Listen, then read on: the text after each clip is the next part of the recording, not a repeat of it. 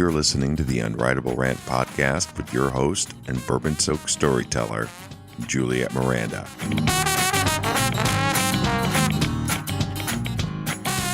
Hey there, y'all. It's Juliette Miranda, and this is episode 137 of the Unwritable Rant podcast. I have two bourbon-soaked stories for y'all today about choppy intimidation and underestimating crazy. But first, I would love some whiskey. I am filling up my glass right now with Russell's Reserve 6-year rye whiskey. Cheers, y'all. This is a perfect rye whiskey. It really is. Russell's Reserve is one of my favorite brands. It's from the Wild Turkey family. They do amazing bourbons, and this rye is just spot on. It's only about $30 a bottle, 90 proof. You cannot go wrong. It just has this perfect balance of salty and nutty with a little bit of buttery sweetness to it. It kind of reminds me of creme brulee in a way. You get that toastiness to it, and it's sweet and rich. It's so delicious. And it's only 90 proof, so it's ridiculously easy to drink. I wish I could tell you what the mash bill is because I'm very curious myself, but unfortunately, it's not available. But like I said, it's the perfect balance of everything a rye should be. And I have the perfect occasion to drink it because, y'all, I have some exceedingly good news. Our shitty neighbors were evicted. Yes, this makes me deliriously happy. And it happened not a moment too soon. Because it is officially driveway drinking season, and I gotta say, my guy and I were not especially excited about playing unassuming witness to their illicit operation over there. I think I mentioned this on an earlier episode, but I was convinced that these people were running a meth lab or dealing crack out of their garage. And I could have been right. At all hours of the day and night, 3, sometimes 5 cars would just be illegally parked in front of their house, blocking our driveway, in our driveway. But we never really saw anybody. What they would do, their garage only opened just far enough so that some shady-looking guys could duck in and out of it. And I'll tell you, every time that garage opened, thick plumes of stink would just filter out and leave weird chemtrails hovering around our driveway. Now I know, of course, every community has issues. But before, ours were limited to petty annoyances like dead Christmas trees on the curb in July and the occasional domestic stabbing. But within 6 months of these slum clowns moving in, a reasonably cute little suburban community started to take on this broken look. Trash was piling up everywhere because these guys, they never did pay for garbage pickup. There were random gang tags appearing on street signs, and 7 cars were broken into. Now, of course, we can't directly tie any of this back to my neighbors, but I'll tell you, I know it was them. And I'm pretty sure the community manager figured that out too, because just a few weeks ago, an eviction notice was pounded into their front door. And those neighbors moved out just the same way they moved in, at night and without a moving truck. And it all would have been fine. I mean, great, really, except for the fact that these people, they left us a few presents. It all started with a dented chrome bumper in our front lawn. My guy and I spotted it from our front room window, and when we went outside to investigate, we bumped into a very, very angry man pacing in their driveway. This guy looked like every other hoodlum to cross their driveway, only he was far bigger and had the gait of RoboCop. So he's looking around, and he sees that their garage door is open, and it's just empty. Well, except for a pile of empty paint cans. So he picks up his phone and starts yelling something about wanting his fucking car back. And my guy and I are looking at each other because this isn't the kind of sight that we are accustomed to in the early afternoon. Our original plan was just to sit there on the driveway and do a little driveway drinking. But seeing Robodude dominating the walkway between our houses kind of gave me a second thought. So I nudged my guy and I'm saying, maybe we should go back in, baby. But I'll tell you, no one chases my guy off his own driveway. So he says, fuck that. Go get some bourbon. I run in and I grab our bourbon and bring it out, and my guy's out there setting up our chairs and table as usual. And I'm kind of hovering in the background because I'm getting the impression that our driveway has the potential of becoming the OK Corral. So the Robodude is pacing back and forth next to us, and he finally catches sight of us kind of gawking at him. So he yells over at us, and he's all, "The fuck are you looking at?" My guy doesn't answer. So Robodude decides that he wants to get a little chatty, and he steps over the dividing line on our two driveways and approaches my guy. His intention is clearly to intimidate. That much was damn sure by the way he positioned himself just close enough to my guy to be uncomfortable. But my guy is cool as can be. He just casually pours out 2 glasses of bourbon, which I suppose is a show of intimidation in its own right, seeing as how it wasn't even noon. So Robodude just grunts at him and he says, "You know where they went." And it's a statement, not a question, referring to our neighbors as if we are harboring them, these people whom I would have just as soon backed my car over than assisted in any way. My guy takes his time answering him. And the silence is kind of making me uncomfortable because I don't know who this Robodude is. But I think it's safe to say that if he was keeping the company of our neighbors, he's probably not exactly an upstanding kind of guy. And he's clearly pissed off that we're not giving him the answers that he wants. So he's standing there and he's got his hands on his hips and he's kind of tapping his foot and staring down my guy. And I'm getting a little nervous because there is this tense undercurrent going between my guy and Robodude. The situation could clearly break bad at any minute. But then I catch my guy's next move. I have to applaud his genius because, well, for one, I doubt I would have thought of what he did, and 2, I could never be quite as slick as he was. He takes that bottle of bourbon by the neck. And you have to picture this bottle. It's Willet bourbon, which comes in a very squat sort of bottle with a very, very long neck. It's meant to look like a pot still. And it is a bitch to pour. And for that reason, I'm not much of a fan of it, but that very hindrance of that bottle actually makes it kind of a subtle but potentially effective weapon. Now, my guy doesn't raise it up. He doesn't brandish it at the guy or fling it at him, but he just keeps it by his side, as if it is the most natural thing in the world to be gripping a bottle of bourbon like it's the hammer of the gods. And Robodude totally sees it. He doesn't say anything, but it is enough of a gesture to clue him in on the rules of driveway warfare, and the dude takes a couple of respectful steps back. He then rephrases his question and more politely asks us if we know what happened to our neighbors, and then he adds a little bit of an explanation.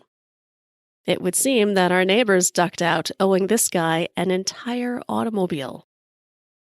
And over the next week, several more Robo-style dudes appeared on our driveway looking for our shitty neighbors. And through a couple of reluctant conversations, my guy and I figured it out. These jackasses who were living next door to us, the ones who were loud and unruly and constantly pounding on things, and their garage was just full of mechanical whirring and fumes. Well, those noises weren't coming from the meth lab that I had anticipated. It turns out our former neighbors were running a small but very busy chop shop out of their garage. I knew it. I knew it had to be something. Either way, it's been about 2 weeks since their hasty departure. And I suppose word got out because we haven't had any more visits from people looking to buy or sell used car parts. Of course, the downside is that we now have brand new neighbors, much to our annoyance. My guy and I had hoped to commandeer that bonus driveway for at least a month or 2 before anyone moved in. Not that having new neighbors has stopped us from our regular driveway shenanigans. Although in my defense, what just recently happened wasn't entirely my fault. My guy and I were on our second pitcher of mojitos when I noticed something odd in the tree next to their house. It was weird. It was this long, sort of stringy thing, and it definitely wasn't native to the tree, So I get up, and upon closer inspecting, I realize that it's a shoelace that has been wrapped around one of the branches. I'm sure it was just another little treat left behind from the chop shop. And I tried to ignore it. I really did. I promise you, I did my best to ignore this thing blowing in the breeze, but as I sat there drinking on my own driveway, I kept noticing it there, dangling and wiggling around. I mean, it really stood out against the, pretty blooming leaves and flowers, and, well, it made me a little crazy.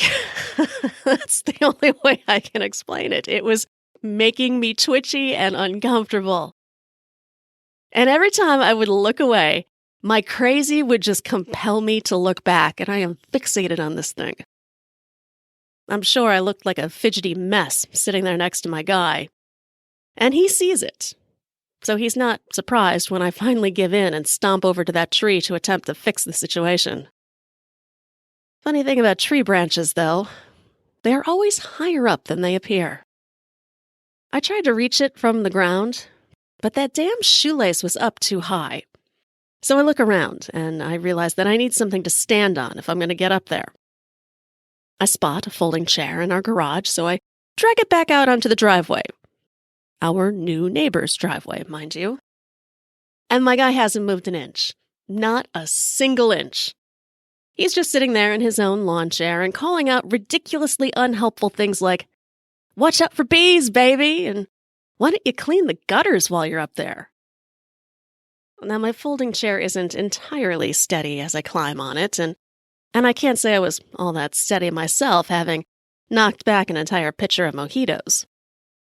Still, I had just enough of a boost to reach up and try to yank that shoelace out of the tree. But it wasn't that simple, because that sucker was just really wound around the branch. I should have given up, but you know how you sometimes just get involved in these projects and you have to see them through no matter how stupid they are? That's me. So I'm standing on my tippy toes, balancing with one hand gripping a lower branch, and with the other hand I am trying desperately to unwind a thoroughly tangled shoelace. And I kind of slip a little bit, and there I am precariously perched in this tree, and that is exactly how I met my new neighbors. They walked out of their front door just in time to see me dangling from their tree limb like some sort of special needs sloth. They were polite about the whole thing, although weirdly unconcerned about the shoelace, which I find disturbing, because it is, by the way, still dangling from the tree. I will just have to deal with that later. Nevertheless, I'm feeling pretty good about the whole thing because, at the very least, our new neighbors seem like decent people, which ultimately restores order to our neighborhood, and it also allows me to resume my place of dishonor as the official town menace. Cheers, y'all. So my guy and I just celebrated Derby Day. This is easily my favorite event of the spring because it means that my guy and I get to visit our local live horsing race park for a day full of bourbon and betting. It's the best, it really is. And no offense to Churchill Downs, but this park that we go to is way better. It is gorgeous and sprawling and has kind of this unapologetic bloom from the 80 years that it's been around. It reminds me a little bit of the horse track from My Fair Lady. It's all very civilized and fancy, at least until my guy and I show up. Don't get me wrong, we dress up for the day, but that just kind of makes us more refined barflies. We arrive an hour or so before the first race, and we spend that time chatting with our friend Jacques. He is among the greatest bartenders in the world, and he's also our friend. I mean, at least as much of a friend as you can be with someone you see maybe 4 times in a year. But for those 10 years that we have been seeing him, that equals a hell of a lot of cocktails. Jacques actually likes to joke that if it weren't for us, he wouldn't be able to winter in France. And that may not be so far from the truth, because on any given race day, my guy and I will make a good 7 or 8 trips to the bar, and, well, sometimes more. But Jacques knows our cocktails of choice, and he always has them waiting for us so that we never have to wait in line, even on busy days like Derby Day. I suppose that's just one of the few instances when being a boozer has its advantages. And here is where one of the biggest differences in my guy and I as a couple comes into play. Because we are total opposites in the way that we bet. To him, there is an absolute science to horse betting. He'll drag me off to the horse pen, or whatever it is that you call it, and stare down the animals like some sort of drunken horse whisperer. Then he'll cross-reference notes in the program and consult with owners and jockeys and investigate the entire lineage of a horse before finally narrowing it down to one. And he will do this for every single race. Now, as for me, I tend to place more value on superstition than science when it comes to betting. Because I bet on whim. I like to scan the program for the current race and look for that one horse that stands out. And there's always one. It could be a name that means something to me, or it could be something completely random that just strikes my fancy. Either way, that horse is going to get my money. Sometimes the horses come in, sometimes they don't. I mean, really, the whole day is just about my guy and I having fun. But that's easy for me to say when I was on a winning streak. Because for whatever reason, I just had the shining on Derby Day. And every horse I picked, well, it came in as a winner. But my guy wasn't quite as lucky. He'd go into each race full of swagger. I mean, talking about his horse as a fast finisher, or it was trained by one of the Belmont Stakes runners-up, which to me kind of sounded made up, honestly, but whatever. Meanwhile, I'd just stand there burbling about how pretty the purple and yellow color combo on my horse was. And every time I said something wacky like that, my guy would just pat me on the head as if I had just announced that I'd learned how to count to 10 all by myself. Of course, then with every race, when my horse would cross the finish line ahead of his, and I would be the one cashing in a winning ticket, I'd give my guy the same treatment and pat him on the head in return and say, "Better luck next time, baby." But y'all, I will tell you, it is never an especially good idea to patronize someone who's on a losing streak. Because, of course, my guy gets that "I'll show you" kind of look. And then I am forced to follow him back down to the horse pen and watch as he tries to wizard up a winner. By race 5, my guy is drinking his desperation. He is glaring at the program as if it owes him money, which I suppose in a way it did. And I'm trying to be helpful, I am. I'm saying things like, "You're thinking about it too hard, just trust your instincts." And my guy gives me a look that tells me exactly where I can stuff my instincts. But then he points to horse number 5 and he says, "That's the one." I take a look inside the program and I have to admit, horse number 5 on paper looks like a total winner. The horse that I had selected, meanwhile, is off to the side, wandering in circles. It didn't exactly have the lowest odds of the bunch, but it certainly wasn't a favorite. What can I say? I just liked it. I liked the crazy way that it refused to stay in line with the other horses when they paraded them out to the track. I don't know, maybe I just felt like it was a kindred spirit. So my guy and I wander over to the finish line, and we brace ourselves as the horses are assembled in the starting gate. I always love this part of the race. It's just crackling with anticipation. It's hard not to get excited about it. So we're waiting, and then all of a sudden that buzzer goes off and the horses are on the run. Sort of. It's hard to know exactly what happened. The gate was at the far, far end of the track, and you've got all these horses running around. You hear this collective gasp throughout the crowd, so you know it's kind of a big deal. And I panic for a minute because I think maybe something went wrong. But then I hear the hooves on the soft turf, and I see that the horses are about to come around the bend, and I think, well, all right, I'm sure it's fine. And my guy's chanting. He's going, "Come on, number 5, come on, 5. And the horses are all running in this large clump, so you can't really pick out where number 5 is in the bunch. But I do see my own horse, because my horse is pulling ahead of the pack. Oh yeah. My silly, crazy, long shot of a horse is now passing the others, and it has this sizable lead. I am yelling, and I'm jumping up and down, and my guy now, he's stomping his feet, and he's going, "Where the fuck is number 5? Well, I don't really care where number 5 is because I see my horse.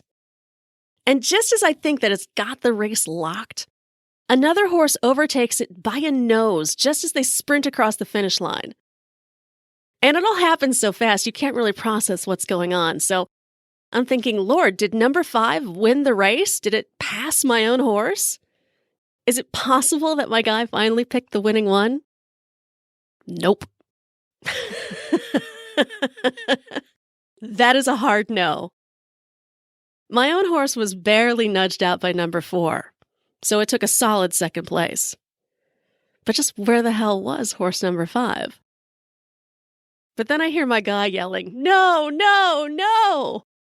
And that's when I see it. Horse number 5 prancing across the finish line without a jockey. Y'all. The jockey fell off the horse. He fell right the fuck off that horse the instant it hopped out of the gate, leaving sorry number 5 to just mosey along the track until it was wrangled across the finish line by one of the attendants. I am stupid with laughter as my guy is cursing up a storm. And there's this little kid standing next to me, and I'm trying my best not to pee. I'm laughing so hard. And this kid's like, "What happened?" So I tell him which horse my guy bet on. And this 10-year-old kid sums it all up perfectly by saying in deadpan innocence, "Sad." Sad. Well, I will say that did conclude my own winning streak for the day, but it certainly didn't stop us from placing more bets.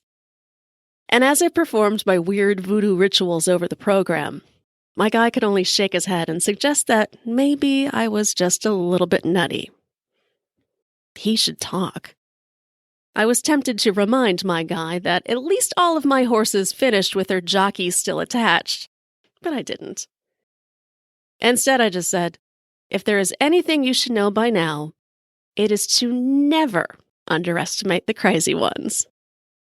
Cheers, y'all. Well, y'all, thank you so much for listening to this episode of the Unwritable Rant Podcast. If you would like to see a little bit of video of that day at the races with my guy, you can visit my YouTube channel. Just search for Juliette Miranda. You'll find me. I'm going to be adding all sorts of videos to my YouTube channel. I'll be doing more bourbon tasting videos, and I'm going to be sharing my bourbon-soaked life with y'all. We've got our day at the races up there right now, and coming soon, we're going to be adding clips from our upcoming trip to Las Vegas, maybe some of our driveway shenanigans, and all sorts of good stuff. And remember, just go to theunwritablерant.com if you want to check out back episodes, or maybe you want to pick yourself up an Unwritable Rant t-shirt or flask. As for me, right now, I'm going to go suck down some more bourbon and find some more trouble to get into. Hope y'all have a great week. Cheers, y'all.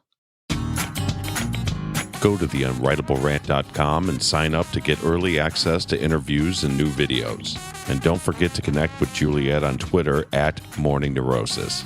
Girl, you was pretty as a Sunday morning, standing on the corner at Carondelet. What you say we make our way up to Bourbon, couple hurricanes and a hand grenade, and get blown away. Let the chips fall where they may. If it's all the same, what you say, bon ton, hey, pretty mama, I can smell the gumbo. Sweetest taste of honeysuckle on my lips. Good God Almighty, I can hear the trombone. Every heart ought to beat to a rhythm like this. Come a little closer, honey, let me hold you. Nothing tastes better than a bourbon kiss. You can be the flower